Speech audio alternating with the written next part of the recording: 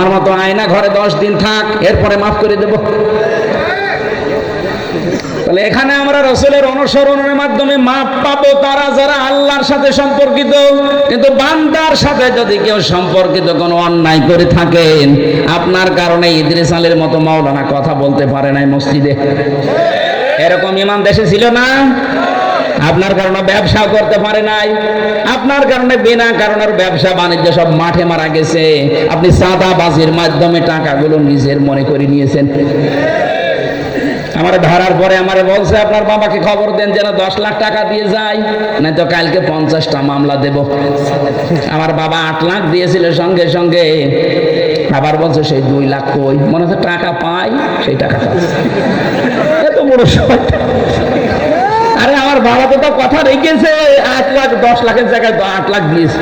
তুই কথা কি রাখলি? তুই যে বললি 50টা মামলা দেব টাকা না দিলে, টাকা তো দিয়েছিল ঠিক, কিন্তু তারপরেও তো তুই মামলা দিবি।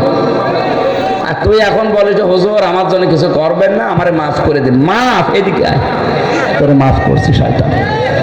কিসের মাফ? আমার মামলার আয়ুর সাথে থেকে শুরু করে যারা একেবারে উপর পর্যন্ত একটারও মাফ নেই। আগে টাকা ফেরত দেবেন, ক্ষতিপূরণ দেবেন, আর আমার মতো 3 বছর জেলে থাকবেন। তারপরে আপনার জনবাকুম সব মাফ হয়ে যাবে। তাছাড়া আমি হাজী সাহেব হয়ে বসে আছি, কাবা শরীফের গেলাপ ধরে কাঁদলেও মাফ হবে না। আমি আশা করি কথা বোঝাতে পেরেছি। এরপরেও যদি কেউ না বোঝার ভান করে থাকেন, এদিকে আসেন, রংপুরের মানুষ ঝাড়ি কোদাল দিয়ে বোঝাচ্ছে। আপনারে আর বুখারী শরীফ কোরআন শরীফ দিয়ে হবে না, বাকারি শরীফ লাগবে।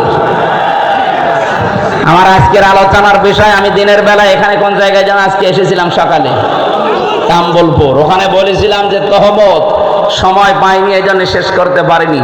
আজকের ওই আয়াত থেকে বাকি কথাগুলো আমরা কমপ্লিট করতে চাই। এই যে উঠে চলে যাচ্ছে কে? ওইটা বাদাম বিক্রি করছে। ঠিক আছে, পড়েন। আউযু বিল্লাহি মিনাশ শাইতানির রাজিম।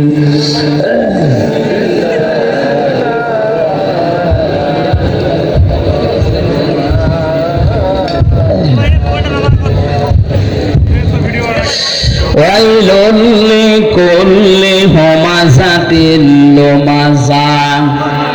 শব্দের দিকে খেয়াল করে করে শুনবেন, কোরআনের প্রত্যেকটা শব্দ হেদায়েতমূলক। আল্লাহ বলেন ওয়াইলুন, দুর্ভোগ, সর্বনাশ, ধ্বংস হয়ে যাক, লিকুল্লি, প্রত্যেক ব্যক্তি। কথাটা বলছে কি? এখানে আমরা যারা এক একজন ব্যক্তি আছি, কথা শোনার পরে তো গা শিউরে ওঠার কথা, পশম খাড়া হয়ে যাওয়ার কথা। এটা হামজার কথা না, এটা সভাপতির কথা না, ইদ্রিস ভাইয়ের কথা না, কথা কার?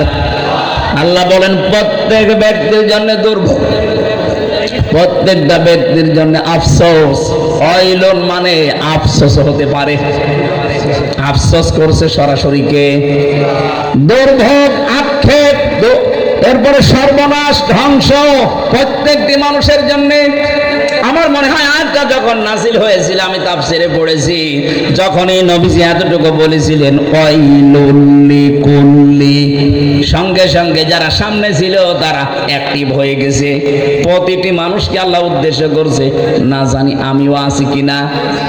আল্লাহ পাক এবার দ্বিতীয় শব্দে বলেন হুমাযাতিল লুমাযা, যারা সামনে পেছনে মানুষের গীবত করে, পরনিন্দা করে, পরচর্চা করে, এই মানুষগুলোর জন্য দুর্ভোগ, এরা ধ্বংস হয়ে যাবে, এদের জন্য সর্বনাশ। অথচ এই গোনাটা বাংলাদেশে সবচাইতে বেশি।